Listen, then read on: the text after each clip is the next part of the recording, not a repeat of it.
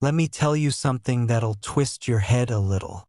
I was 25, fresh out of college, working remote, broke but still clinging to hope. And then she appeared outside my window. Loose curls, linen robe, barefoot, humming Stevie Wonder like the world itself belonged to her. Her name was Diane, 42. She lived right upstairs. Married, no kids, never offering the neighbors so much as a smile. But the moment she passed, time seemed to stop. That morning she knocked on my door, said her sink was leaking, and asked if I had a wrench. I didn't, but I offered to take a look anyway, trying to sound confident instead of like some kid with a crush. And just like that, I found myself in her kitchen, water all over the floor, the scent of her perfume cutting through reason. "Careful," she said as she handed me a towel, her arm brushing against mine. "You look like someone who gets distracted easily." She wasn't wrong. Her tone wasn't flirtatious. It carried boredom, amusement, like life had long since stopped surprising her. Still, I couldn't take my eyes off her. There was something in her gaze. Tired, yes, but piercing, like she could see every beat of my heart. I didn't fix a thing, but she thanked me anyway with a glass of lemonade and a story about her garden. I laughed too loudly. She gave me a polite smile. Then the silence grew heavy, the kind of pause you pray turns into something more. Over the next few days, I caught the sound of her heels echoing upstairs, saw her silhouette through the blinds, watched her stretch on her balcony in the morning sun, like it was a scene from a movie I had no right watching. I started coming home early, just hoping she'd need something again. Pathetic? Maybe, but real. Absolutely. Then came Friday night. She stepped down with a glass of wine in her hand and asked if I'd help her hang some lights. "The backyard feels too quiet without a little sparkle," she said. We spent an hour caught in string lights and conversation. I learned about her love for old jazz records, the husband who was always traveling, the pieces of life she never got around to living. Her laugh was slow and warm, like she just remembered how it felt to enjoy herself. Then, before heading back upstairs, she leaned in. Not close enough to kiss, not far enough to dismiss. Her voice barely above a whisper. "You make the air feel younger." And then she walked away, leaving me in a yard full of glowing lights, heat, and confusion. That was only the start. For 3 nights after, I couldn't sleep.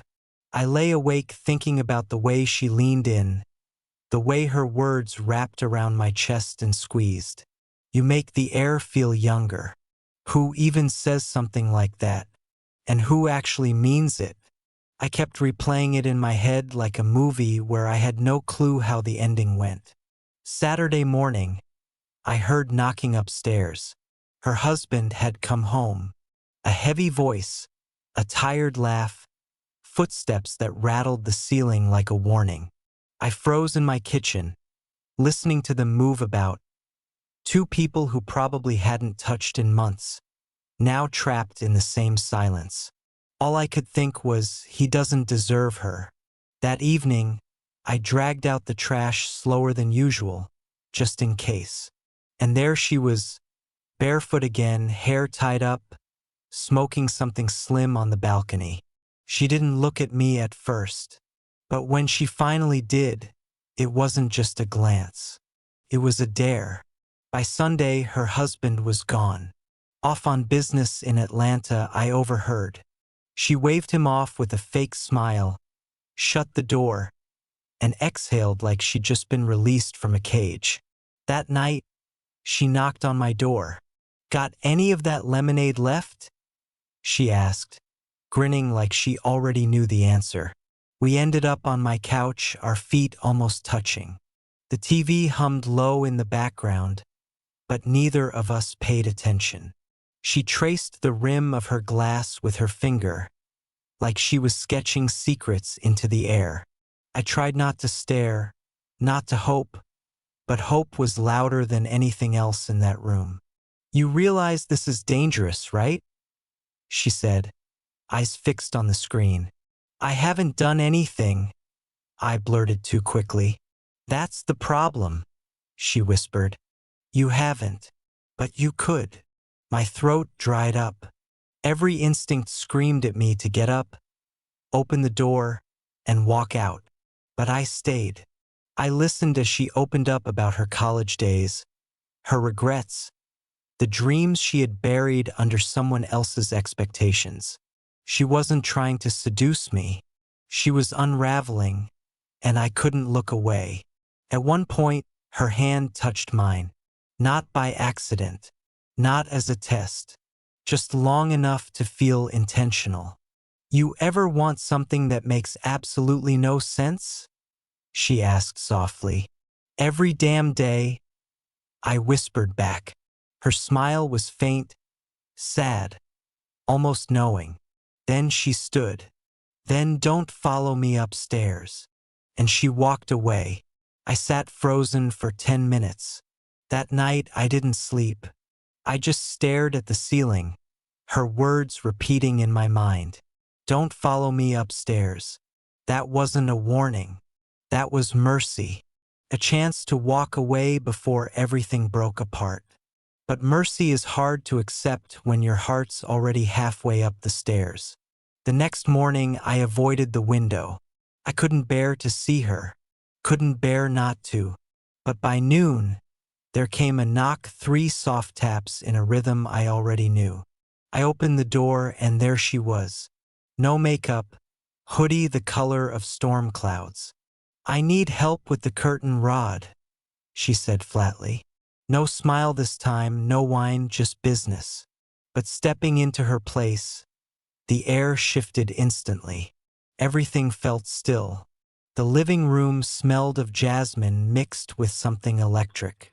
She didn't say a word, just led me down the hall to her bedroom. The curtain rod really had fallen. But as I worked, she stood there with arms folded, eyes locked not on what I was fixing, but on me. "You didn't follow me last night," she said softly.